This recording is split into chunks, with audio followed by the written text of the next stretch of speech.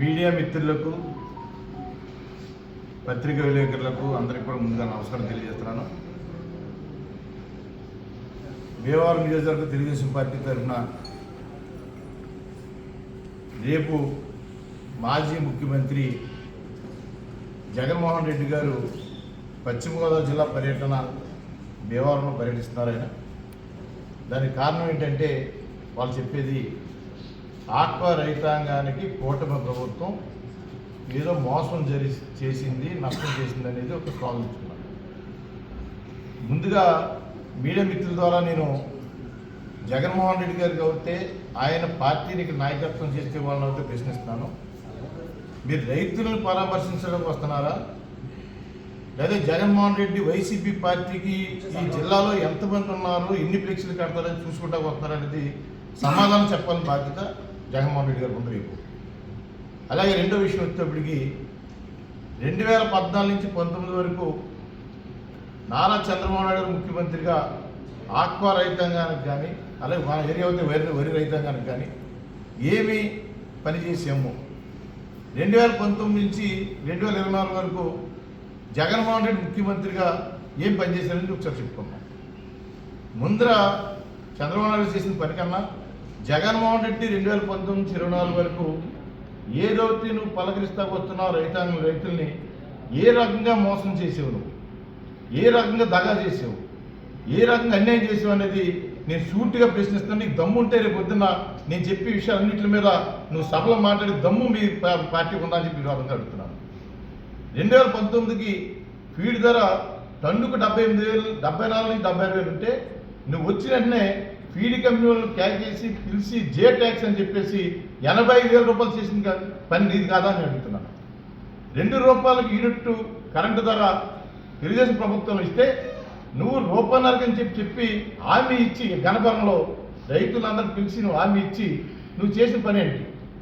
Aqua zone non aqua zone అని తీసుకొచ్చి 10 ఎకరాల లోపు రైతులని 10 ఎకరాల తర్వాత రైతులని రైతుల్లో విభజన తీసుకొచ్చి గందరగోళం చేసి రైతాంగాన్ని ఆక్వా రైతాంగాన్ని గందరగోళంలో పాడేసి దిక్కు తోసిన పరిస్థితుల్లో తీసుకొచ్చిన ఘనత జగన్మోహన్ రెడ్డి కాదా నేను సూటిగా ప్రశ్నించేస్తాను. నువ్వు ఏం చేస్తాకి ఈ రైతుల్ని ఏం పలకిస్తావని చెప్పి ఈ సందర్భంగా అడుగుతున్నాను నేను. అలాగే చంద్రబాబు నాయుడు గారు ముఖ్యమంత్రిగా పార్టీ కేవీ ట్రాన్స్ఫార్మర్ ఫ్రీగా ఇచ్చేవారు, మెయింటెనెన్స్ ఫ్రీగా ఇచ్చేవారు. నువ్వు వచ్చిన తర్వాత ఏ ట్రాన్స్ఫర్ అయినా సరే 5,000 రూపాయలు ఉన్న కరెంటు స్తంభాన్ని 25,000 రూపాయలు చేసావు. అలాగే 25,000 రూపాయలు ఉన్న ట్రాన్స్ఫర్ని 1,00,000, 2,00,000, 3,00,000, 5,00,000 రూపాయలు తీసుకుపోయావు. అలాగే కరోనా టైంలో రైతులకి పండిన పంటను దాచుకుంటే కోల్డ్ స్టోరేజ్ ఇవ్వాల్సిన టైంలో నువ్వు ఆక్వా రైతుల్ని మోసం చేయడం కోసం ఎక్స్పోర్టర్స్ తోటి కలిసిపోయి కేజీకి 500-600 రూపాయలు అమ్మాల్సిన రైలు కూడా 50కి 100 కొని నీవు వాళ్ళందరి దగ్గర డబ్బు తీసుకుని మోసం చేయని మాట కాదా అని చెప్పి అడుగుతాను. దీనికి సమాధానం చెప్పాలని బాధ్యత నీకు ఉందని అడుగుతున్నాను. ఏం మోసం చేశారు, ఏం మోసపోయి రైతులు చెప్పి ఈరోజు వస్తున్నాను. అలాగే వరి రైతుల్ని ఏ రకంగా దగా చేసావు? పండిన పంటని ఎంతో కష్టపడి పండించిన పంటని వాళ్ళు ఏ మిల్లుకు తోలాలి, ఎక్కడి నుంచి డబ్బులు వస్తాయి, ఏ విధానం లేకోకుండా ఇక్కడ భీమవరంలో పండిన పంట నేను రైతుని, వరి రైతుని, నా దాన్ని మండపేట తీసుకెళ్ళి అక్కడ మిల్లుకు తోలమనేవారు, డబ్బు ఎవరిస్తారు చెప్పేవారు కాదు. ఇన్ని దుర్మార్గాలు చేసిన నువ్వు ఇవాళ పశ్చిమ గోదావరి జిల్లా రైతులు పలకందుకు వస్తున్నావు అంటే ఏంటి మోసం? ఎందుకు వస్తున్నావు? నువ్వు ఫ్లెక్సీ చూసుకుంటూ వస్తున్నావా, నీ క్యాడర్ ఎంతవరకు చూసుకుంటూ వస్తున్నావా, నిజంగా రైతుల గురించి వస్తున్నావా? నిజంగా రైతుల గురించి వచ్చి బలమైతే ఒక్క రైతుని చూపించండి. మీకు దమ్ముంటే జగన్మోహన్ రెడ్డి సంబంధించిన పార్టీ నాయకులను అడుగుతున్నాను, ఎవరు రైతు, ఒక్క రైతు నీకు ఎక్కడి నుంచి ఫ్లెక్సీ కట్టాడా? ఇవాళ మన రాజ్యాంగ నిర్మాత అంబేద్కర్ స్టాట్యూకి ఎదురుకుండా ఆయన ముఖాన్ని కనపడకుండా నీ ఫ్లెక్సీలు కడతానంటే నువ్వు ఏమైనా దేశభక్తుడువా? నువ్వు రాజ్యాంగానికి అభివృద్ధి చేసినోడువా?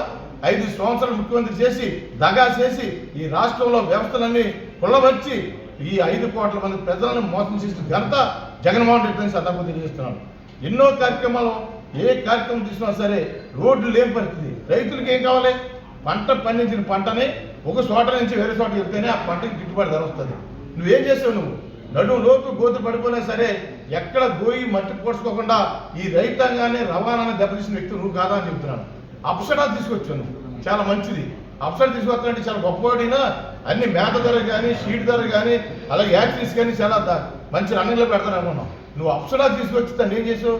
అప్సరా చట్టాన్ని తీసుకొచ్చి దాన్ని అడ్డు పెట్టుకుని ఈ రైతుల్ని మోసం చేయడం కోసం ఎవరైతే మధ్యన బోకర్లు ఉన్నారో వాళ్ళందరినీ తీసుకొచ్చి డబ్బు మాట్లాడుకుని నట్టేట ముంచేసిన వ్యక్తి నువ్వు కాదా అని చెప్పేసి సందర్భం తెలియజేస్తున్నావు.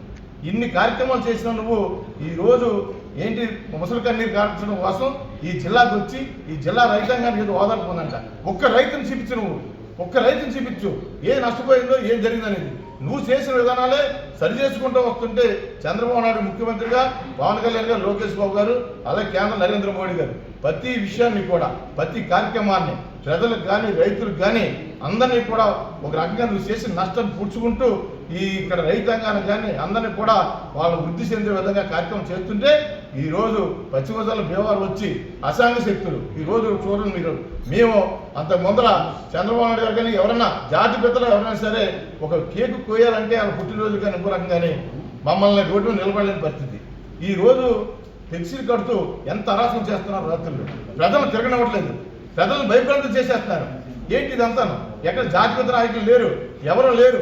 ఎక్కడ మన ఫ్లెక్సీలు కట్టడం, నీ ఫ్లెక్సీలు అంటే రైతులు పరిగణించి వచ్చేవాడికి ఫ్లెక్సీలు ఏంటి? నిజంగా రైతులకు నిజంగా అంత నష్టపోతే ఒక్క రైతు అయినా ఒక్క ఫ్లెక్సీ ఉంటే నేను సవాల్ చేస్తున్నాను.